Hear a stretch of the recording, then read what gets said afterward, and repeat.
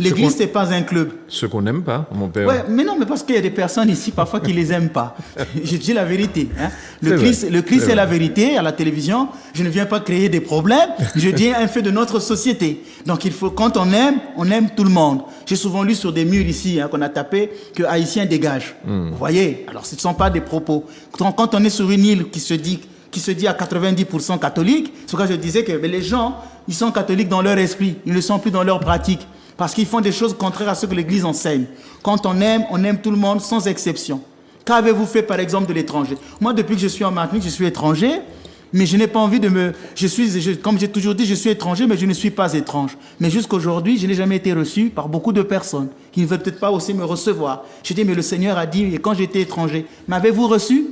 Vous voyez, quand on aime, on ne s'enferme pas seulement entre nous. Dernièrement, quand il y a eu des réunions de l'œcuménisme ici, on a invité des prêtres orthodoxes qui sont d'ici.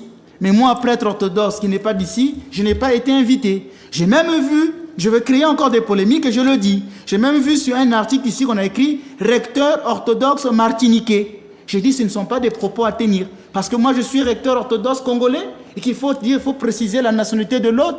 Alors c'est pourquoi je dis que l'Église, ce n'est pas un club de copains. On ne s'arrête pas entre nous martiniquais. Il faut que l'amour doit être universel.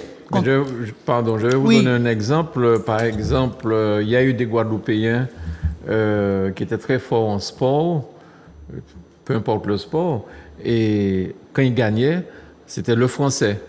Et lorsqu'ils perdaient, c'était le Guadeloupéen. Oui, voilà encore des exemples. Donc vous voyez que ce genre de propos, ce ne sont pas des propos de la charité. Quand on aime tout le monde. Tous doivent être aimés avec la même intensité. Tous doivent être aimés avec la même intensité. C'est pourquoi, par exemple, au niveau de notre paroisse, je fais attention à ça. Je ne fais pas trop de faveurs à certains fidèles.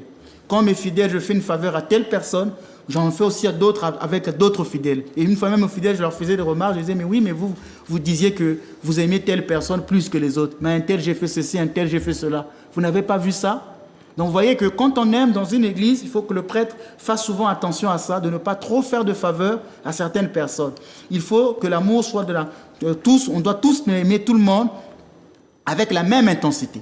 C'est la charité qui qualifie tous les actes. Une offrande sera bonne ou mauvaise selon l'intention que j'aurai.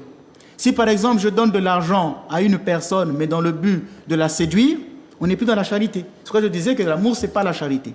Il faut toujours avoir des bonnes intentions lorsqu'on commet un acte. Lorsqu'on pose des actes, la première intention, c'est je le fais par amour de Dieu. Donc quand on veut faire un acte avec quelqu'un, il faut se dire, je le fais par amour de Dieu.